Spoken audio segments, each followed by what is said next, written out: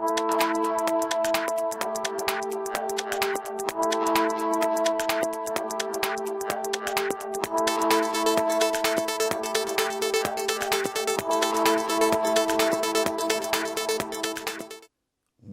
to the History Hunter. Welcome to our small adventures with the World War II time frame. Today we're going to take you back in time. I'm going to show you something really interesting. We just came across a beautiful little museum in one of our adventures, and we want to share some of the images of that. Please subscribe, share, comment, and one of the best ways that you can support our work is to watch the videos in full. And if you watch more of our videos, check out the ads, all of that, that is absolutely fantastic. To my Patreon and PayPal supporters, a massive thank you. You are the guys and girls who make this come true. And if you want to check it out, you can see my supporter giveaway videos in the beginning of each month, and you can see how it works to be a Patreon, and you can see what the benefits are. Other than that, let's go out and find the history together. This museum is housed in one of the original German hangars. See the structures here? All of this is the original German hangars where the Luftwaffe activity took place. And we are very fortunate to be able to be here almost alone. So we can really check out the different kind of things that they have here. But just the ceiling itself, it's just fantastic. Look at that. Structure here was built to house the Luftwaffe aircrafts, and there are so many things here that I'm looking forward to show you as much as we can. For those of you who have seen my videos, you hear me scream and yell about the flak, and this is a flak 88 or 8.8 centimeter. You can transport it around. Very powerful, and one of the most famous guns ever during the Second World War. This is going through some restoration work, but wow, what an invention and what a powerful gun this was for the Germans. And you can see them in almost any wartime movie if you like to find out more about it. Panzer Turret, restored, put on display. Very often when we find them, the gun barrel will of course not be there. This is probably just a mock-up to create the impression of how the gun would have looked. But you've seen some of these in my videos, and this one is from the 38T Czechoslovakian type. This one looks pretty nice, to be honest. But also here, cracks. All these huge cracks in these steel plates, and actually welded it right there. I prefer to leave it with the cracks. That's pretty nice. Some artifacts found around the airstrip. All kinds of things. Mortar. You can see some of these that we find. The Losantine tablets, which you use to sharpen a knife. Signal flare. Sporks, spoons. Circuitry breakers. Boots actually. All kinds of ceramics. This is to accommodate the artillery shells of different kinds of artillery things. This one here, let me see. Yes, got the eagle. One beautiful thing here is that it's not kind of locked inside. It's actually right there for you to look at. This is a Glockengasse, very typical perfume aftershave that the German soldiers and officers used. Tons of it right here. Very cool to see.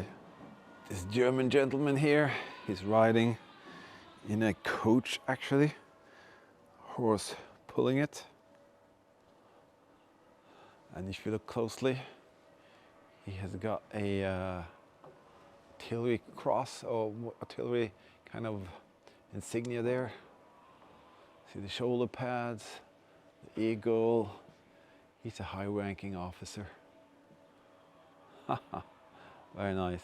It's German guard and the guard booth. All gear.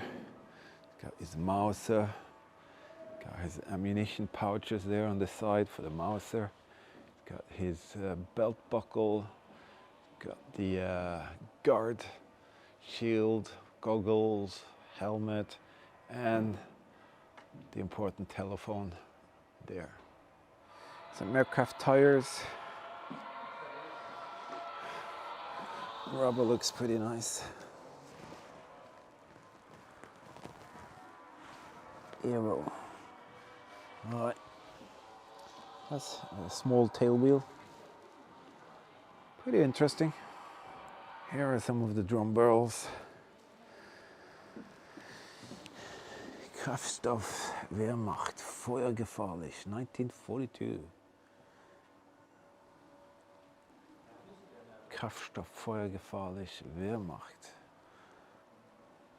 A beautiful example of the drum barrels they used to fill up the aircraft as well. Mines were very feared during the Second World War. If it was in the ocean like this, or like this, you can see the different kind of mines here.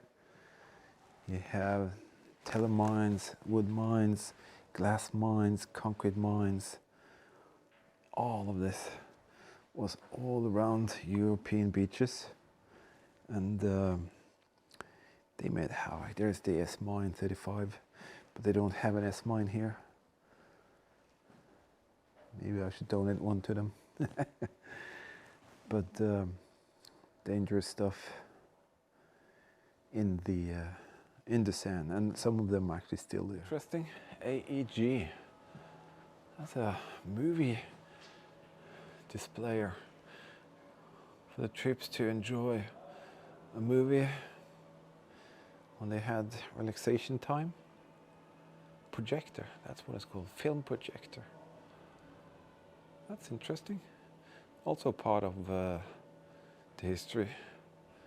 And you know, a lot of the high-ranking officers in the German systems were really into, you know, the art of movies.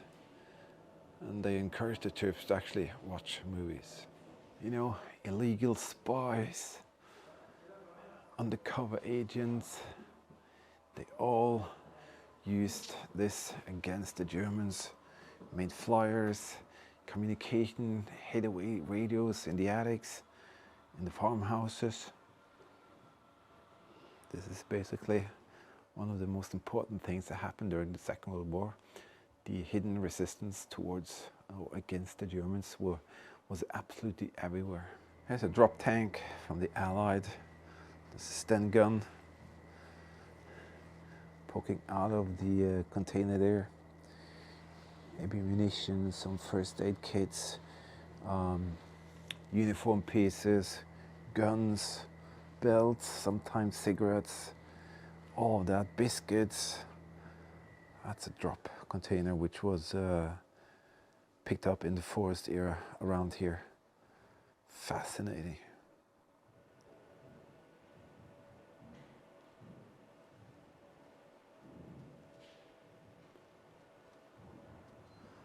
Little stockpile here of stuff, munition boxes. You need a helmet, well, plenty of that. That is all dug up just around this area where the museum here is. There's something very familiar. That's the bunker ovens, as I told you about so many times. These are the ovens that were in bunkers, heating up everything for the soldiers. There's a very special weapon. You can see in one of my videos I found that. That's actually a flamethrower that was supposed to be dug down, trigger a wire, a mechanism, and boom, it just oozed out some very flammable liquids, and very dangerous weapon. You can see that thing there is actually being restored. Looks pretty nice with valves and doors and all of that. You can see the barbed wire fence things stuck down into the ground, and you pull the barbed wire through there. All kinds of huge munition boxes, Patronenkasten. Very cool. Found one of these in my videos. You can see that. That's a field ration box. That's gunpowder. All kinds of boxes that contained equipment, gear, jerry cans, 20 liters. Here is munition. Those are the cards for the artillery shells. Those baskets there, very rarely found. Something that looks like an old chair here. Telephone. And again, the helmets. Small little detail. This bag here. Wheels on it. Used to have potatoes and things like that inside. In here, a lot of, this is how it looked. Krankenhaus, wounded soldiers laying there, being taken care of by the nurse. Rifle racks, hand grenades, rangefinder. You can see in one of my videos I found this thing here, the ocular, this piece here. Drinking bottle, helmets. Come over here. A Mercedes. You didn't know that, did you? Mercedes typewriter.